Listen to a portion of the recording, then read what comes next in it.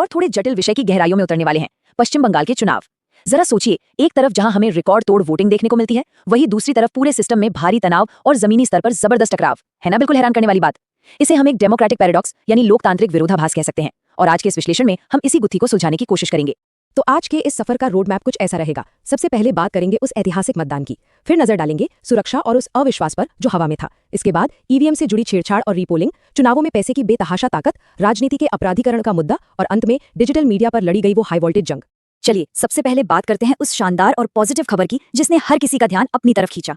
एक ऐसा ऐतिहासिक मतदान जो वाकई लाजवाब था। जरा इस नंबर पर गौर कीजिए, 92.47%। ये कोई आम आंकड़ा नहीं है। सच कहूं तो आजादी के बाद से पश्चिम बंगाल के इतिहास में ये अब तक का सबसे ज्यादा वोटिंग प्रतिशत है। सोचिए, इतनी भारी तादाद में लोगों का घरों से निकलकर वोट डालना, ये अपने आप में लोकतंत्र की कितनी बड़ी और ऊर्जा से भरी तस्वीर पेश करता है। यहाँ तक कि मुख्य चुनाव आयुक्त ज्ञानेश कुमार भी इस अभूतपूर्व उत्साह को देखकर तारीफ किए बिना नहीं रह सके। उनके शब्द थे, चुनाव का पर्व, पश्चिम बंगाल का गर्व। अब जब चुनाव आयोग खुद इसे इतनी बड़ी जीत मान रहा हो, तो समझा जा सकता है कि जनता की ये भागीदारी कितनी मायने रखती है। और इसमें सबसे कमाल की बात क्या है पता है? इन चुनावों में महिला मतदाताओं ने वोट डालने के मामले में पुरुषों को भी पीछे छोड़ दिया। जी हाँ, 93.24% महिलाओं ने अपने मताधिकार का इस्तेमाल किया, जबकि पुरुषों का प्रतिशत करीब 91.74 रहा। ये आंकड़े साफ तौर पे बताते हैं कि लोकतांत्रिक प्रक्रिया में महिलाएं किस मजबूती के साथ अपनी हिस्सेदारी दर्ज करा रही हैं। लेकिन हर सिक्के के दो पहलू होते हैं। अब जरा इस चुनाव के दूसरे और थोड़े गंभीर हिस्से की ओर मुड़ते हैं। बात करते हैं उस अविश्वास और कड़ी सुरक्षा की और उस जमीनी हकीकत की जिसके साये में ये चुनाव करवाए गए। असल में जमीन पर तनाव इतना ज्यादा था, ये बात कुछ आंकड़ों से बिल्कुल शीशे की तरह साफ हो जाती है। 2,30,000 से ज्यादा केंद्रीय सुरक्षा बलों की तैनाती, 100 से ज्यादा बख्तरबंद गाड़ियां और चुनाव को पूरे 8 अलग अलग चरणों में करवाना। एक तरफ तमिलनाडु जैसा राज्य है जहां चुनाव एक ही चरण में शांति से निपट गए, और दूसरी तरफ बंगाल जहां इतने भारी भरकम सुरक्षा इंतजामों की नौबत आ गई। ये साफ तौर पर सिस्टम के भीतर मौजूद एक बहुत गहरे अविश्वास की ओर इशारा करता है। अब इस भारी भरकम सुरक्षा व्यवस्था को लेकर सत्ताधारी तृणमूल कांग्रेस ने भी काफी तीखी प्रतिक्रिया दी। मुख्यमंत्री ममता बनर्जी का सीधा आरोप था कि केंद्रीय बलों ने मतदान के दिन ज्यादती की। उनका दावा है कि टीएमसी के नेताओं, कार्यकर्ताओं और यहां तक कि पोलिंग एजेंटों को भी जानबूझकर निशाना बनाया गया। चाहे जो भी हो, ये दावे इस बात की गवाही जरूर देते हैं कि जमीन पर किस कदर भारी टकराव चल रहा था। सुरक्षा और इस टकराव से थोड़ा आगे बढ़ते हैं। आइए अब इस चुनाव के तकनीकी विवादों पर नजर डालते हैं, यानी ईवीएम से जुड़ी छेड़छाड़ और उन जगहों की बात जहां दोबारा वोटिंग करवानी पड़ी।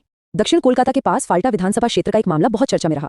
वहां के कुछ बूथों पर, जैसे कि बूथ नंबर 144, 170 और 189 में एक अजीब सी चीज देखी गई। ईवीएम मशीनों पर बीजेपी और सीपीएम उम्मीदवारों के नाम और चुनाव चिन्ह पर बाकायदा सेलोफेन टेप चिपका हुआ मिला। मतलब ये कोई तकनीकी खराबी नहीं थी, बल्कि सीधे सीधे फिजिकल छेड़खानी थी। जाहिर है, इसके बाद चुनाव आयोग को तुरंत उन बूथों पर रीपोलिंग यानी दोबारा मतदान का आदेश देना पड़ा। और दूसरी तरफ बीजेपी ने इसका सीधा आरोप टीएमसी पर मढ़ दिया। बीजेपी के आईटी चीफ अमित मालवीय ने इन मशीनों के फुटेज शेयर किए और इस पूरी घटना को डायमंड हार्बर मॉडल का नाम दे दिया। अगर दोनों पक्षों को देखा जाए तो ये साफ समझ आता है कि कैसे दोनों प्रमुख पार्टियां एक दूसरे पर लोकतांत्रिक प्रक्रिया को जानबूझकर बिगाड़ने का आरोप लगा रही थी। चलिए अब ग्राउंड जीरो के इन विवादों से थोड़ा जूम आउट करते हैं और बड़ी तस्वीर को देखते हैं। अब बात करते हैं उस ताकत की जो आज के चुनावों को बहुत गहराई से चलाती है, यानी चुनाव में पैसे की ताकत। चुनावी चंदे के ये आंकड़े वाकई हैरान कर देने वाले हैं। जनवरी 2021 में देखिए, इलेक्टोरल बॉन्ड की बिक्री करीब 42 करोड़ रुपए थी, ठीक है। लेकिन सिर्फ कुछ ही महीनों में अप्रैल 2021 तक आते आते ये आंकड़ा सीधे 695 करोड़ रुपए को पार कर गया। और इसमें सबसे ध्यान देने वाली बात यह है कि इस बिक्री का एक बहुत बड़ा हिस्सा सीधे कोलकाता की एसबीआई शाखाओं से आ रहा था। पैसों का ये अचानक आया सैलाब साफ बताता है कि इन चुनावों में किस स्तर पर फंड्स झोंके गए थे। और इस पैसे का असर इस 140 के आंकड़े से भी समझा जा सकता है। चुनाव के दौरान कलकत्ता एयरपोर्ट ने करीब 140 चार्टर्ड प्लेन और हेलीकॉप्टरों को हैंडल किया, जो कि एक रिकॉर्ड है। मीडिया रिपोर्ट्स के मुताबिक इनमें से हर 10 में से 9 विमान अकेली बीजेपी ने किराए पर लिए थे। तो इससे अंदाजा लगाया जा सकता है कि इस चुनावी महासंग्राम में राजनीतिक दलों ने किस लेवल पर अपने संसाधनों का इस्तेमाल किया। अब बात करते हैं हमारे सिस्टम की एक और बहुत पुरानी और गहरी खामी की, राजनीति का अपराधीकरण। एसोसिएशन फॉर डेमोक्रेटिक रिफॉर्म्स यानी एडीआर ने जो आंकड़े पेश किए हैं वो वाकई सोचने पर मजबूर कर देते हैं।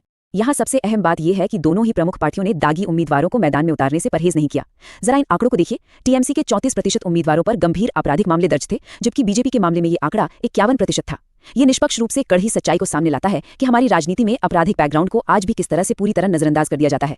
और अब अंत में आइए चलते हैं उस युद्ध के मैदान की तरफ, जो सड़कों पर नहीं बल्कि हमारी और आपकी स्मार्टफोन स्क्रीन पर लड़ा जा रहा था। बात करते हैं डिजिटल मीडिया वॉर की। पैसे की ताकत ने किस तरह से प्रोपेगेंडा को हवा दी, ये समझना भी उतना ही जरूरी है।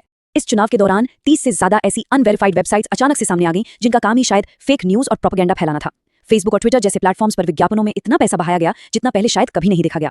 बात यहीं खत्म नहीं होती। 36 निर्वाचन क्षेत्रों में 200 बड़ी बड़ी एलईडी स्क्रीन्स लगाई गई ताकि वर्चुअल रैलियों का सीधा प्रसारण किया जा सके। ये सारी चीजें चीख चीख कर बताती हैं कि वोटर्स के दिमाग पर असर डालने के लिए डिजिटल स्पेस का कितना जबरदस्त और आक्रामक तरीके से इस्तेमाल किया गया। तो इन सारे आंकड़ों, दावों और विवादों को समझने के बाद अंत में एक बहुत बड़ा सवाल खड़ा होता है। इन दो बिल्कुल ही अलग अलग वास्तविकताओं का हमारे चुनावी लोकतंत्र के भविष्य के लिए आखिर मतलब क्या है? जरा सोचिए। एक तरफ हमारे सिस्टम में इतनी गहरी खामियां हैं, फेक न्यूज का जाल है, पैसे की अंधाधुंध ताकत है और भारी भरकम सैन्य तैनाती है, और वहीं दूसरी तरफ है 92% से भी ज्यादा का वो ऐतिहासिक और रिकॉर्ड तोड़ मतदान। तो क्या ये माना जाए कि इतने सारे विवादों और खामियों के बावजूद आम नागरिक का लोकतंत्र पर भरोसा आज भी सबसे ऊपर है?